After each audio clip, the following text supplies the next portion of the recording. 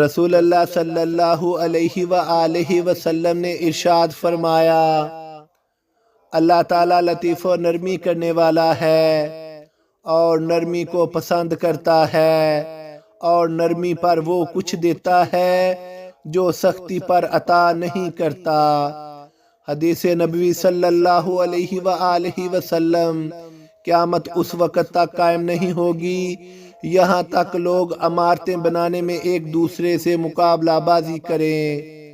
رسول اللہ صلی اللہ علیہ وآلہ وسلم نے ارشاد فرمایا، سب سے بڑی خیانت یہ ہے کہ تم اپنے بھائی سے کوئی بات بیان کرو جس پر وہ تمہیں سچا سمجھ رہا ہو جبکہ تم اس سے جھوٹ بول رہے ہو۔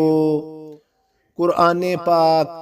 اور جو شخص کوئی برا کام کر بیٹھے یا اپنے حق میں ظلم کر لے پھر خدا سے بخشش مانگے تو خدا کو بخشنے والا اور مہربان پائے گا۔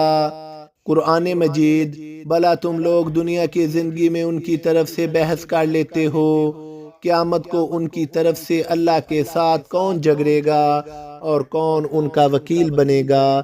اللہ مجھے اور آپ کو ان احادیث پر اور قرآن پاک کی آیات پر عمل کرنے کی توفیق عطا فرمائے، آمین۔